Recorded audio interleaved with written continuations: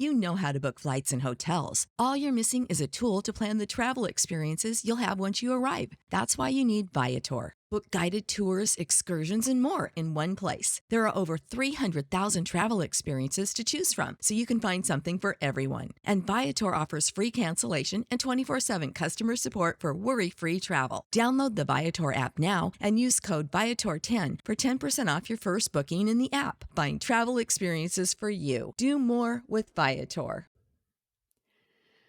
Hi, podcast listeners. Welcome to the A World of Difference podcast. We have so many guests on this show making a difference in our lives, making a difference all around the world with the expertise that they bring. And yet so many of you are reaching out to me saying, you want more. It's not enough just what we're putting on these podcast episodes for you. And so I am here to extend a very warm welcome to you to our Difference Maker community, where you can join for as little as $5 a month to get all this extra content. Out the gate, you're going to get 30 plus minisodes of exclusive content not available for the regular podcast listeners, and an exclusive minisode every month. And you'll get exclusive voting power to help us pick podcast topics and more. And that's at our Changers tier. There's 3 different main tiers and then an extra larger tier. But whatever tier that you join at, you will be included in this extra content. And I know that many of you are wanting to go a little bit deeper. And so even though it gets a little wild in there sometimes because of how deep we go, I want you to join us there. This extra content is very special. It means a great deal to me to be a part of this community with you. And I would love to just exchange ideas or perspectives that you have around these different episodes. And that's the place where we do it. So please show up to our Difference Maker community. Give us $5 out of your pocket every month.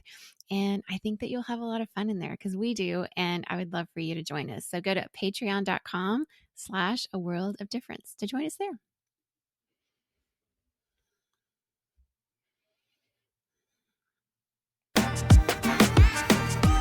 Welcome to the A World of Difference podcast. I'm Lori Adams Brown, and this is a podcast for those who are different and want to make a difference.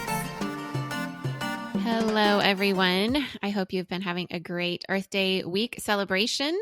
And I know there are many events going on all around the world to celebrate our wonderful, beautiful planet and to care for her well. And that means all living beings that reside here and live together and coexist. So today we have a wonderful human being, Katherine McCord, who's going to be on the show and has all types of different ways that she lives her human life in ways that are just beautiful. Katherine is a physically and neurodiverse woman herself and talks about neurodiversity both in the United States and around the world. And her career has been built on inclusive innovation in people operations and HR tech. She lives by the motto that different is not a deficit.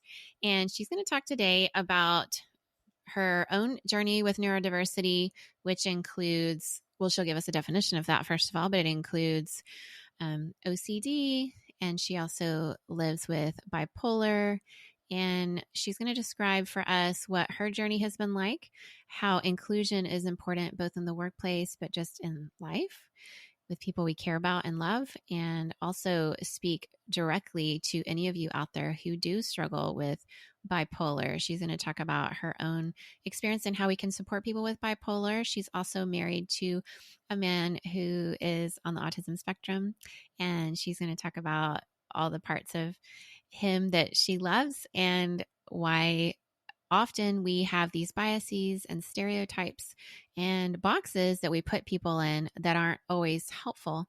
But a lot of things that we would label as different or a disability sometimes get mislabeled, or a disorder or an illness can often have sides of it that we don't consider. And she's going to talk a little bit about that as well today, because here at the A World of Difference podcast, we are all about understanding our differences, becoming aware of them, accepting them, and also knowing how to live together in ways that help each other flourish in this world. And so in Autism Awareness, and also we also like to call it Autism Acceptance Month, which is a preferred term in our family, we want to understand a little bit more about how we can be helpful. And isn't that what Earth Day and being human on this planet together can really be all about when we celebrate those differences and listen to one another. So I'm so happy to introduce to you today the one, the only, the just outstanding human being, Katherine McCord.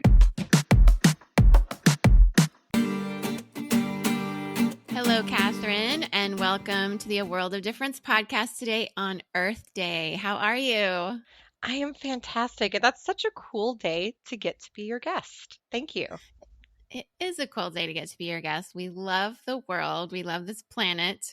We are so grateful for all of the human beings and every living creature that lives on this planet. And today we get a chance to celebrate all of that diversity in its various forms. I'm just curious, do you do anything special around Earth Day? Have you done that in the past? What do you like about Earth Day? Any of that is on the table. Oh, I love, and I don't always get to do it on Earth Day, but sometime right around Earth Day, I always go over to the beach. I do live in South Florida. I go over to the beach and I just sit, and it's very early in the morning. I like to watch the sun come up. I usually see some shooting stars when I do this, and I just sit and breathe.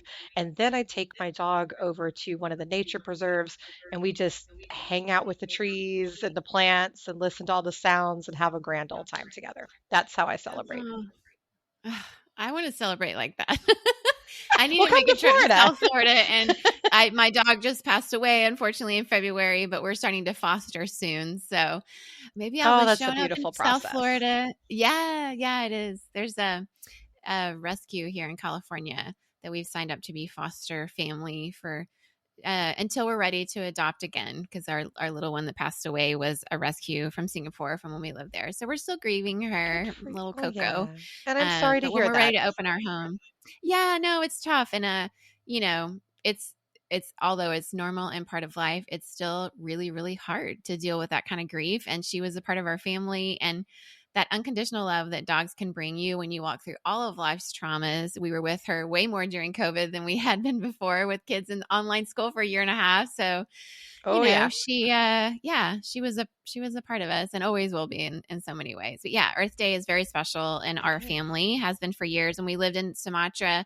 My one who's now in college was, I think, 3 or 4 when we started a tradition of planting a tree on Earth Day. And then when we moved to Singapore, you weren't allowed to do that, which we thought was strange. But it's because they're the garden city and they plant all their own. They do a great job on their own, and it's kind of like, we don't want you just planting Yeah, they're anywhere. like, don't mess it Like up. we want to, yeah, We have a very exactly. particular aesthetic. You'll just mess it up. Let us do it. Thank you. Yes, totally. Absolutely right. Yes, absolutely. Well, another thing we're really in this month, and our family has really become aware many, many years ago, because I have one of my favorite family members is on the autism spectrum, is autistic. And that sent me years ago on a journey of understanding more about what it's like to be a human being on the autism spectrum. And it's not only helped me be a better human being to just understand and accept and embrace this, but also it's allowed me into the lives of many people who are neurodiverse. And so I know that you also identify in this way. And I would love for you just to share with our audience what neurodiversity is and what your personal journey has looked like a little bit with it.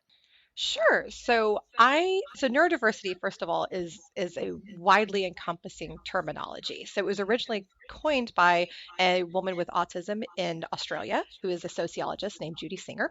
But now the term has since evolved to mean any medically visible or diagnosable difference in how the brain processes information and stimuli. So this can be anything from a traumatic brain injury to something like ADHD, autism, even into the mental health areas such as bipolar and so on and so forth. Even my seizure disorder falls under that because it changes how I, under neurodiversity, because it changes how I process information. So Yeah. that's what neurodiversity is. And one of the biggest concepts, so this is where Judy Singer really kind of set everything in motion, was that her idea was that different is not a deficit. And she's correct in that. They've actually since had a lot of cool scientific um, exploration down that field. Harvard has done some cool studies. Actually, Hewlett Packard did a really cool program around neurodiversity inclusion and cultivation of talent, and found out that those teams were 33% more productive than than their counterpart teams. Wow. Yeah, they actually have done some studies to show that autism is part of the reason that humans have evolved positively over the years. POL genetics and a few other sources. Oh gosh, I can't remember the other one right now, but it was a really cool study. That studied that. So the idea is that just because you're different does not mean that you're less than, and there are actually a lot of positive Mhm. aspects that come with neurodiversity. And oh, my journey, right? You asked me that. So I love autism so much that I married it. My, my It my happens.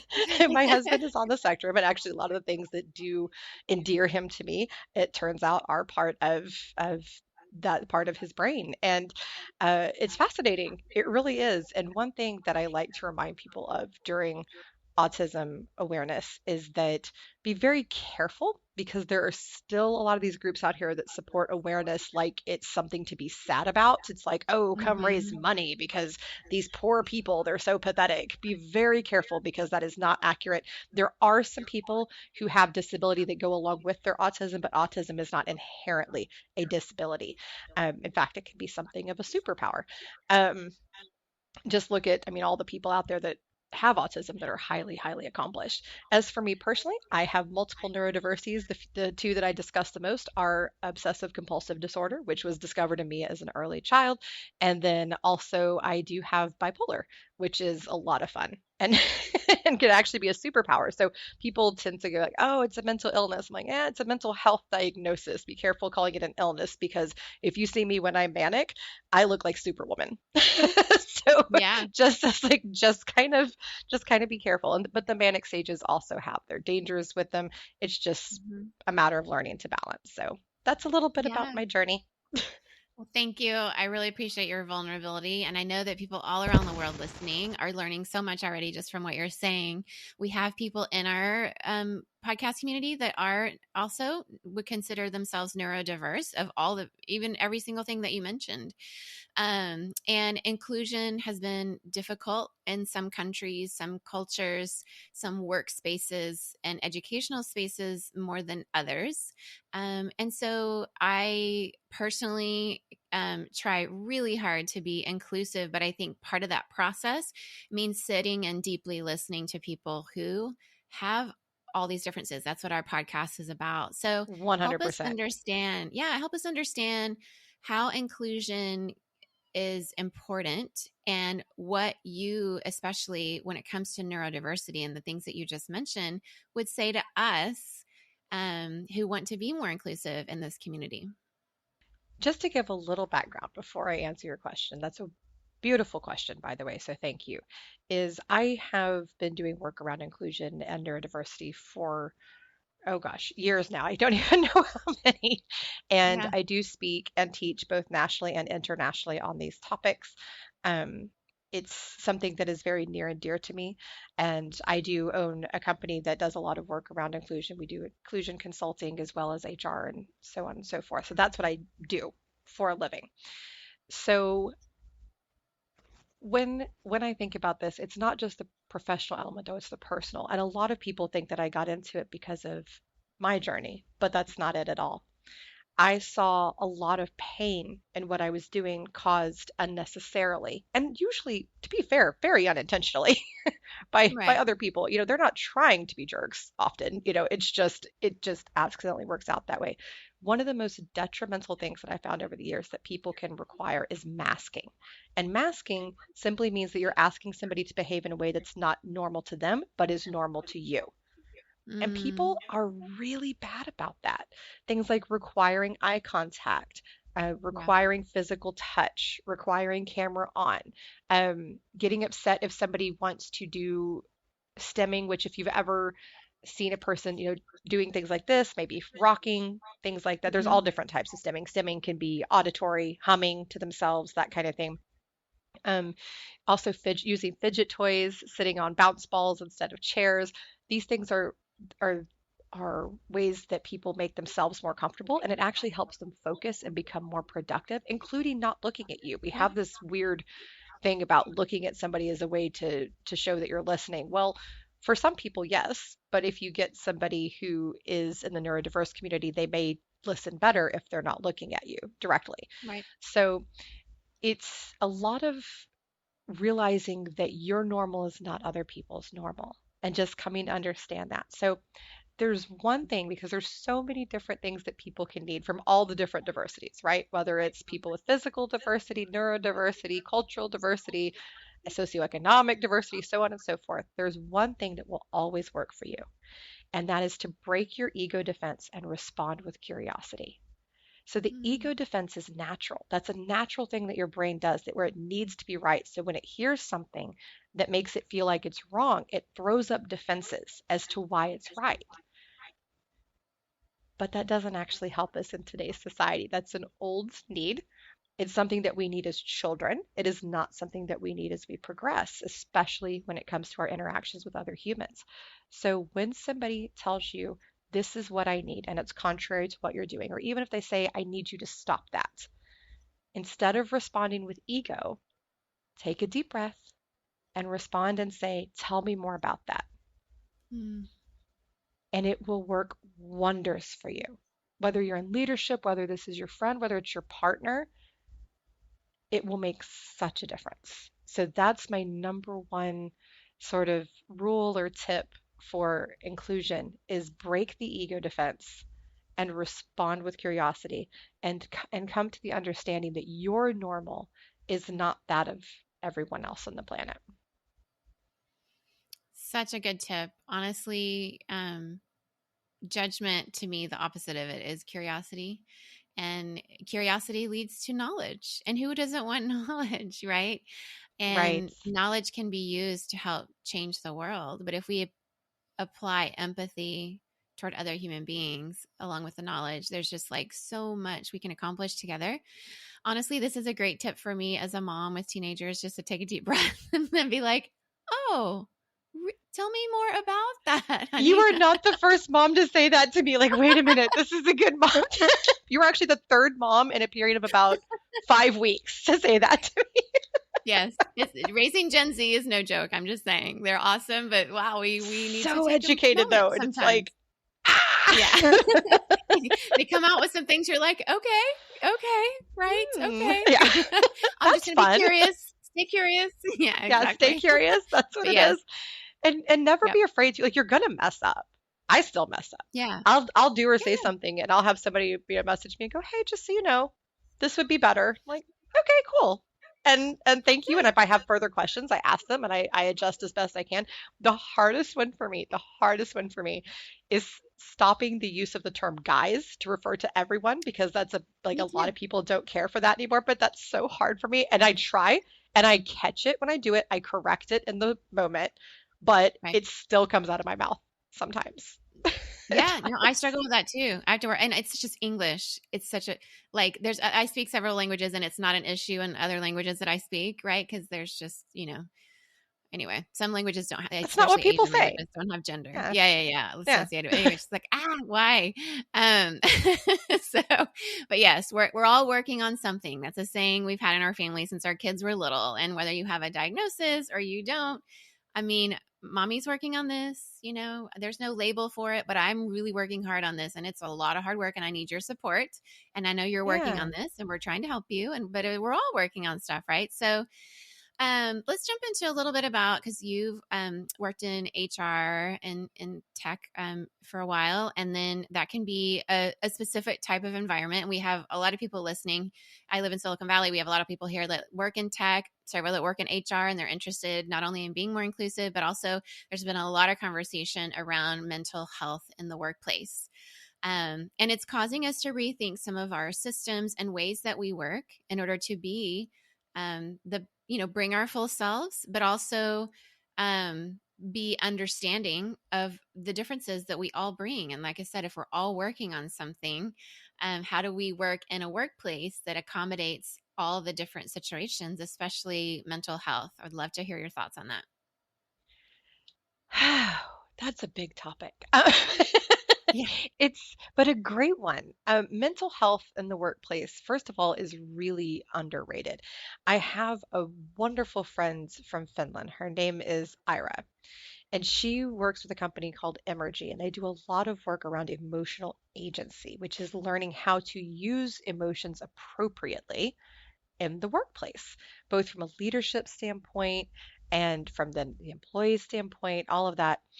And it's really brilliant, brilliant stuff because one of the things that she talks about is if you don't understand how to use your emotions properly, you're never going to have good psychological safety or mental wellness in the workplace. So you need to know how to use them appropriately, how to communicate them.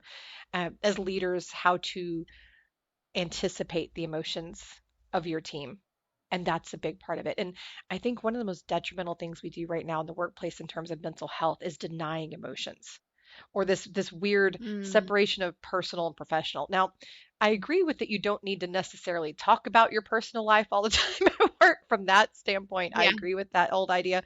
I think that that can actually go bad directions, but we do need to acknowledge that people can't leave what's happening to them at the doorstep. They can't. We saw a Yeah. lot of that in 2020. That actually kind of helps with that because there was just so Hmm. much that was just so big happening all across the whole wide world that it kind of made people stop and realize, oh right, yeah, we actually can't do that. That's not how we function. We are holistic beings. We there is no separating and segmenting things out. So um I think it's understanding that people are whole and that you're going to have to work with them where they're at. It's a lot of psychological safety, which if you don't know what that, a lot of people hear that term and they don't really know what it means. It just means that you feel comfortable to question, to dissent, and to express opinion without Mm, fear of reprisal. That's all it is. It's a very simple concept. Um, I think a lot of people misconstrue that. I've had some very funny comments about that over time, but psychological safety is important. Your people need to feel comfortable expressing themselves. Again, not asking people to mask, because if you're asking people to work in a way that's not natural to them, they're going to malfunction. They're going to be less productive. They're going to be less healthy. hmm. And then we need to understand that sometimes people are in so much pain that work is not possible. And we need to Yeah. work with that, not against it. So, for instance, years ago, and I do have permission to share the story, by the way, years ago, I was managing a team at an awful company, awful, terrible company. And I had a team leader who was wonderful and was like the biggest supporter of the team you could ever have, the rah rah guy. And one day I came in and everything he was saying was sharp and cross, and his energy was off, and it wasn't right. And he seemed Yeah. disorganized. So I called him into my office and I sat him down. I said, "Okay, tell me what's going on. What's up?" Hmm. And nothing could have prepared me for what he was about to say, but he looked at me and he literally physically sunk down into his chair. And he said, "My wife tried to kill herself last night." Oh my gosh. And I just stopped. And I didn't, it took me a second to respond. I wish I'd have had some immediate genius response, but I didn't.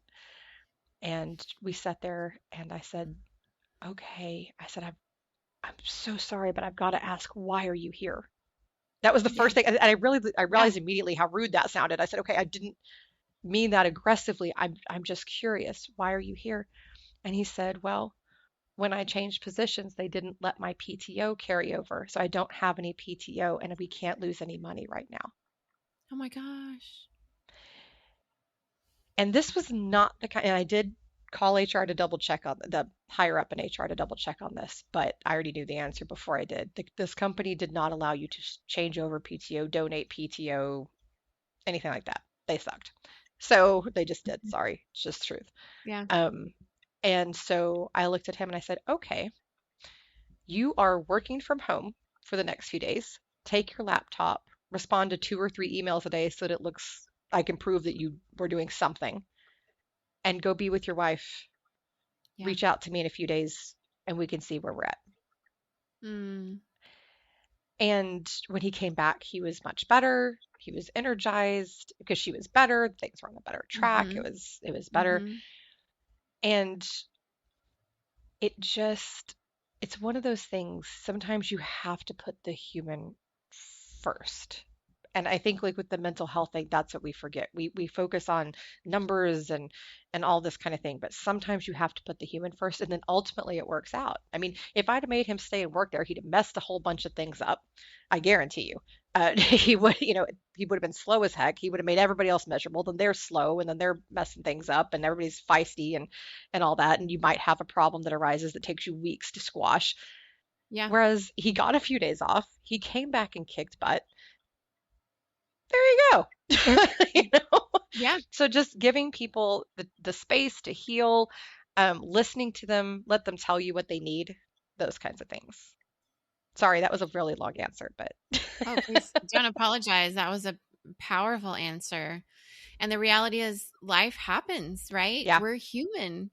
And when we let ourselves be human, then we all have a space and place here together to be human. And that's what makes our world a better place, because pretending nothing affects us, that no act of God or disaster could come our way, or even mistake and situation we might cause and bring upon ourselves, like, humans do these things, right? And we're born in this body, and we live in this body for our days on this earth, and it's getting older, and things happen. Right? We yeah. have this Unfortunately, I'm not narrative. aging in reverse. I'm not Benjamin Buttoning. Like Yeah, exactly. it's rude, No, but it's I think happening. yes, no, we just might as well face it, face the reality. I mean, we have sort of this narrative sometimes, and especially I would say like white culture in the United States, I see this quite a bit, where it's like the whole pull yourself up by your bootstraps thing. And I know we're trying to get rid of that in some ways, but it's still Yeah, very what is much a that, by part. the way? Like where I don't know where I it came from. I don't know. I've done some like research into this, but I'm like, this is the silliest. How did this not immediately go away? Because it's Yeah. so silly. Everybody has harmonious relationships that help to elevate them to where they are. Yeah. Like, Everyone. what is that? Yeah. I I don't know. know. And I don't who know. can be sick, or I mean, you just, even if you live alone, like, there's people that make the medicine, you buy the medicine. Like, I mean, you're, in order to get well, we need each other. We're social beings, right? And so Yes. the more we acknowledge that, the better. And I just think, I work in global leadership and development at a tech company, and we have many countries around the world that we work in. And so there's all these different cultures, but I don't feel that there's any culture that can't relate to when your wife has had a really hard night and wants to end her life, that you wouldn't be a complete mess, and how wonderful that Yeah. you got to offer space. And I feel like that if your company does that, it helps people want to stay with a company that sees them as a human and not a cog in a wheel, because no one does well in those situations. We are human after all. So that's a Absolutely. great story of human leadership, and and allowing people to be, show up with themselves, whoever they are. I would have been more concerned about him if he wasn't upset about that. Yeah. You know, Yeah, that would have set off a whole new series of alarms that would have been a whole new absolutely. direction. But Yeah. you have to embrace the humanity. And but the other side of that too is then we also, you're talking about inclusion and how to best, be, be a good human or a good boss or whatever to people with different diversities. So I also have more diagnoses than most 75-year-olds. I legit had, this is a true story. I had Aflac one time. I was getting their insurance one time, and their team called me and goes, "I'm sorry, Miss McCord, we don't have your age right." And I said, "Oh, okay." So I told them my birth date, and they go, "But wait a minute, do you have this, and this?" I said, "Yeah." They go, "Oh my gosh, we're so sorry. We just assumed that your age was wrong." And I thought that was so funny. I have always thought that was one of the most hilarious moments of my life. Um, and it's amazing to me because I have people go, "Oh, it's so great that you're successful in spite of all of your health conditions." I said, "In spite of? Do you think I just like take them off and put them in a little bag and set them over here? Right. Or do you think they're like attached to my back and I'm like constantly fighting them up?" No, this is just part of me. This is just what it is.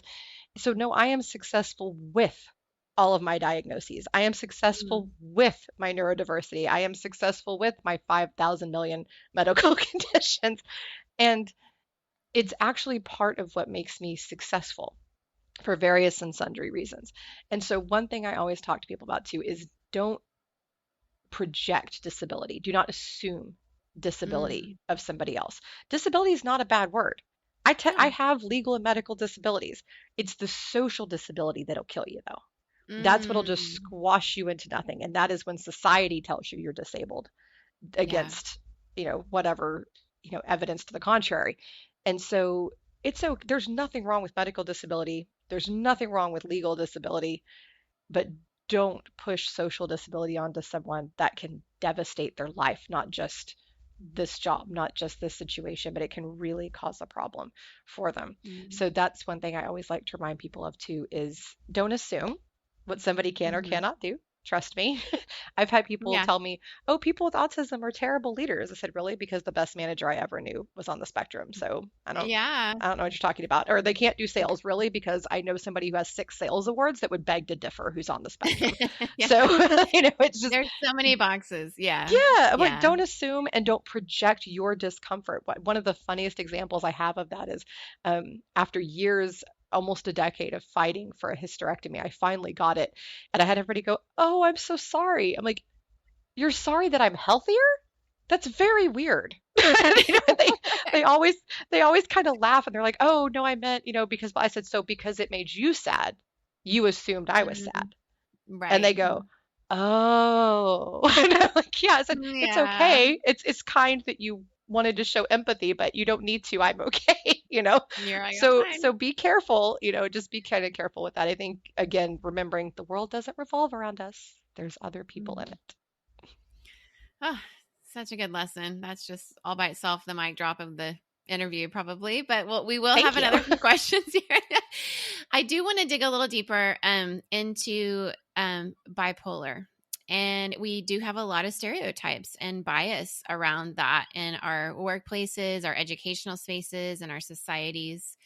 If someone knows and loves someone that has this particular diagnosis and they're either in the workspace with them or maybe it's a student that they teach, um, what are some of the ways that people can be more supportive of people who walk around every day living with bipolar? And you mentioned, manic might look really productive, but it also has its dangers. And then, how can we help our loved ones as they walk through this? That is a beautiful question too. You ask really good questions. Good for you. And I do a lot of these things, so that's good. Aw, thanks. Um, so first I want to say that bipolar has many different manifestations and variations. Hmm. There is not just bipolar and that's the end of it. Yeah. There are different degrees. There's different ways that people handle it. There's different ways that people choose to medicate, not medicate, use therapy, not therapy. There is no right or wrong answer. I want to be very clear. The only wrong answer is to ignore it. Mm. That's the one thing you cannot do. So, bipolar, the main social misunderstanding around bipolar is that people with bipolar are erratic, that they're all over the place. Absolutely not. So, they're like, "Oh, well, your moods just change constantly." No, they don't. There's also some I have very long ups, very long downs, and Mm. then lots of periods of calm. That's my type of bipolar. There are others where it's always up or down, so on and so Okay. forth. But it's not constant, like 1 minute to the next flipping of moods. That's not it. Another one that's very funny is that people confuse bipolar with dissociative identity disorder, formerly known as multiple personality disorder. And no, they are not the same. They are not at all the same. I have a whole other thing about that, but just to let you know, those are not the same thing. So with bipolar, you can have, and you can also, people tend to, not always, but tend to have one cycle that's more prevalent for them. So for me, that's my mania. I will be manic a lot stronger, so to speak, than I am depressive. I also handle my depressive cycles very well. They're not difficult for me at all. I learned some very cool techniques early on with a psychologist who was into helping me manage things in a natural and sort of organized way. My OCD Mm. helped with that. Yeah. And so that really made a difference. And then the manic cycles, can be interesting because yes, you can be hyper productive. It can almost feel, from what it's been described to me, I've actually not done this, but I've had multiple people tell me that it's equivalent to doing a really good like party drug. Like you're just super happy and up and energetic and life is so great and you just have all this energy and you have all these projects and you're super motivated. But it can also lead to excessive spending. It can Mm, lead to detrimental behaviors like being promiscuous. It can lead, I mean, just it's different for every person. And this is why it's important to learn to manage it because being bipolar is not an excuse for those things. It right. doesn't make them acceptable.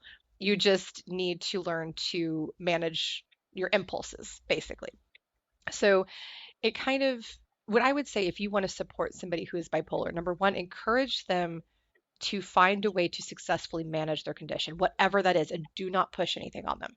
For instance, this surprises a lot of people. I do not medicate, never have, Mm, and I mm, rarely do. I do have a med that I started once I hit, once my hormones started changing as I got older. I needed a pill for occasionally extra, what I call my extra manic episodes. That's what I call them. I just call them my extra episodes, um, that are just kind of over the top. So a couple of times a year I take a pill, but for the most part I don't medicate. But that is my choice. It also took me years to learn how to do that. And a lot of mm, support. I was very privileged to have the support I did from my family, my friends, and my partner. So that is mm. my choice. That is not right for everybody. But Right. don't push them. Don't insist. Just let them know that that you want them to manage their condition. And it is also always appropriate with anyone in your life, whether it's about mental health, anything else, to set boundaries. So, for instance, if you know someone who is bipolar and they sometimes do something that harms you Hmm. when they're in a particular cycle, or if they refuse to medicate and that causes problems, or get therapy and that causes problems, whatever it is, if it actually hurts you personally, you do have the right to set a boundary and make it about that behavior, not about the diagnosis. So you can, for instance, this is one I actually know of, not from me, but from someone that I know, and their partner had to look at them and say, when you when you're in this section and you don't do this, you hurt our children emotionally, Mm, and that does not work for mm, me. So I need you to fix mm, that. However you choose to do it. I'm not going to sit here and boss you and tell you how to do it, but you need to fix this happening. You cannot hurt my children anymore. And that's appropriate. That's an appropriate boundary to set. So, just like with anything else, set those boundaries. And also, if you're into it, like let's say you're just with a super nerdy, like I love to organize people, you can really help your bipolar friend because not all of them have OCD. So you can sit there and help them learn to chart their behavior, help them learn how to predict their own behavior. Let them know what you notice. Hey, I noticed that when you do this, a couple of hours later, I noticed that you're manic. Or when this mm, happens, I notice you start, I notice, that when you're in this cycle of your mania, then your depression's about to start. So what can we do to prep you for that? What can we do to, mm, help you in this next cycle and help you move through it appropriately? That's really very, very helpful. And then, of course, if there is ever any talk about suicide or self harm, immediately get them help, whether they want it or not. That's the one time I yeah. believe in forcing it. Um, just get them help, stay with them if you can. But also, I'm going to say the thing that is so hard to hear, but I've had to make this choice in my life. Sometimes you have to walk away because you are not Mm, responsible for someone else's wellness or even their life. And even as a parent, because I know a parent who had to make that realization come to light for them and their brain about their adult child, I'm not talking about an adolescent child, their adult yeah. child, they had to say, I am not responsible for the choices that my child is making. And that's it. Yeah. So sometimes I think it's important to tell people that it's okay if you say, for my safety, for the well being of my other children, whatever it is, I need to step away from this person no matter what. That's okay Mm. too.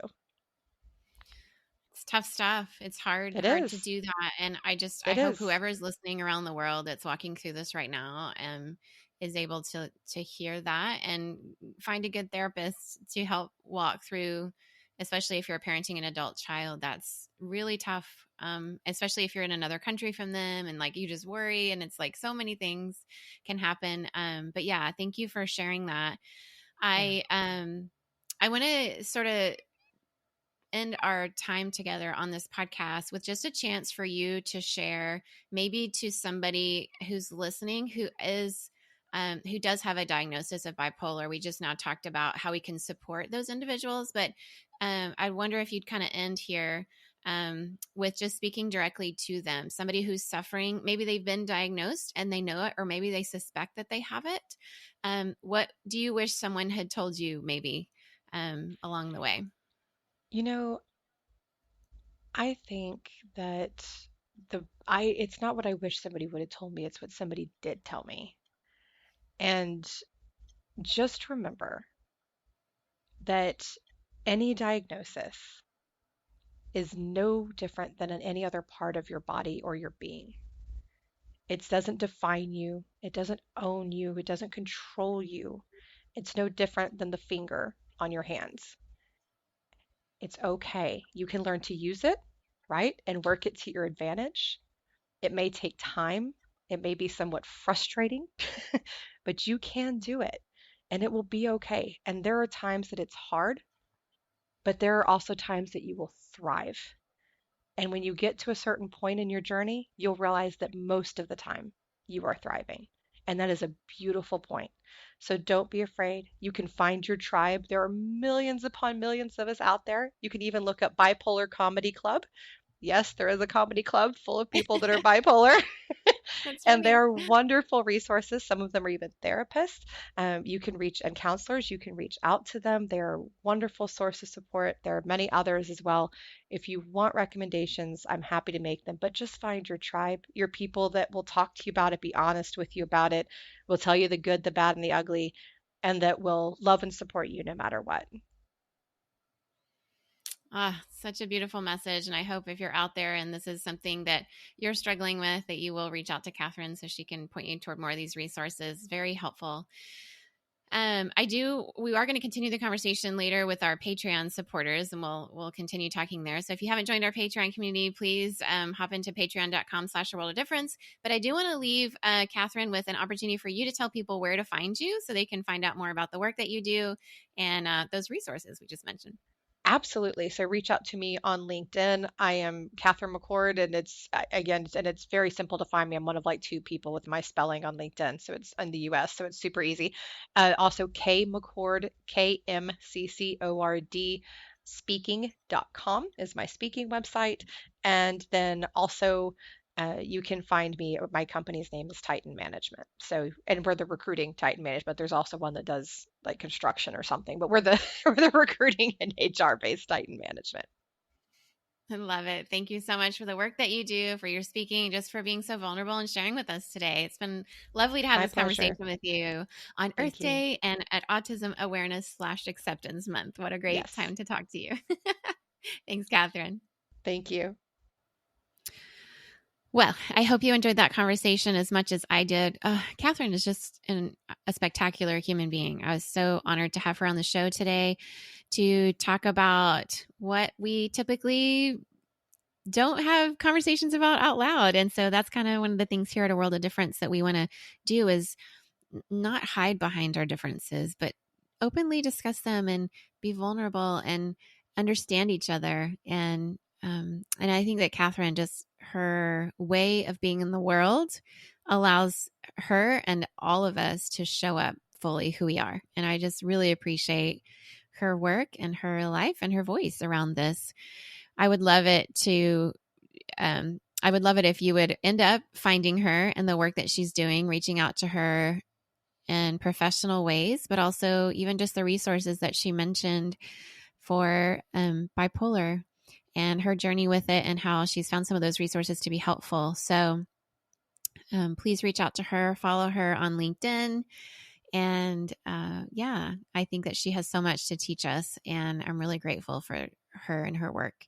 So I also just want to say, whatever you're doing around the world and have been doing over the last week to celebrate Earth Day, to care for the earth, to just relish in the beauty of this earth, whether it's at night sitting looking at the stars. That's one of my children's preferred way, because he's studying aerospace engineering, or it's enjoying a snorkeling day in the ocean, or it's doing something to help pick up trash in your area, plant a tree, go volunteer at an animal rescue, or just sit and watch a sunset or a sunrise, feel the wind on your skin. It's just a beautiful planet that we get to inhabit and care for. And so as you're around the world caring for our planet, I'd love to know what you're doing, how you're enjoying this place we all call home, and the various expressions of it wherever you are. So come into our Patreon community, where we're going to dig a little bit deeper with Katherine on what it was like for her as a child.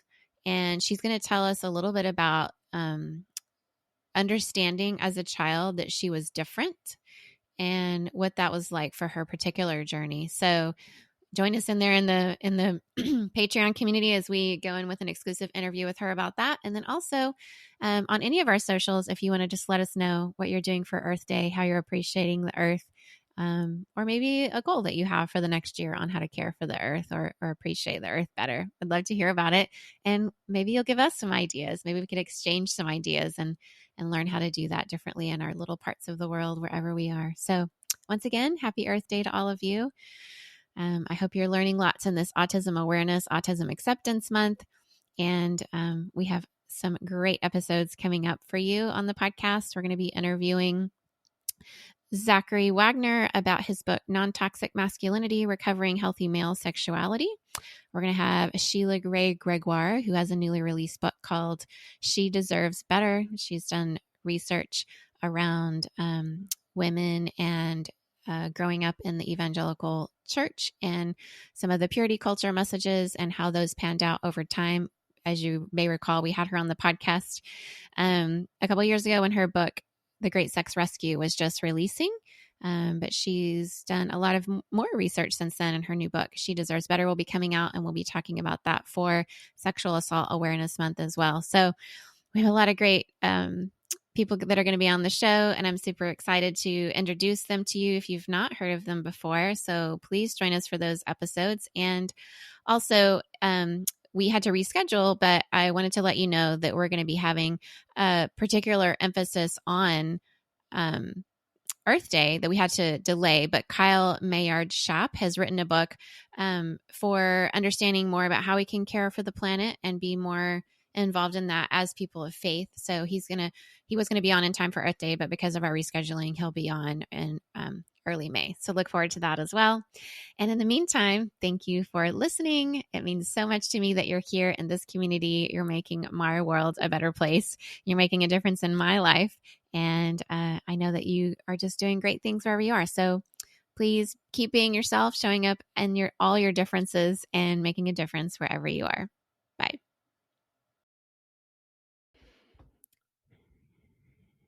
As we're finishing this episode, if you're thinking, I really wish I could learn more or go a little bit deeper, well, that's what our Difference Maker community is for. I would love to welcome you in to join the rest of us there. Once again, it's only $5 a month to join, the price of a latte at your local coffee shop. You can join at our Changers tier.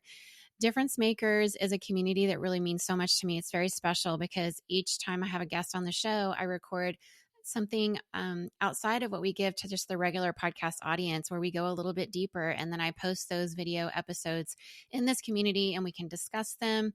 But also at the very beginning tier, which is our Changers tier of this community, you'll get exclusive voting power and help pick podcast topics that give us, more of what we want from your perspective. You'll have access to exclusive 30 plus mini-sodes that aren't out there for the general public. And you'll get every month an exclusive monthly bonus mini-sode. At our Groundbreakers level, which is $10 a month, you can join and get all of that, but also priority access to submit questions to the podcast. And you'll get an additional 2 exclusive monthly bonus mini-sodes. And at our Trailblazers tier, which is $15 a month, the price of 3 lattes a month, you can get all of that plus also 3 exclusive monthly bonus minisodes, and a patron shout out. So I would love for you to join us at any of those tiers.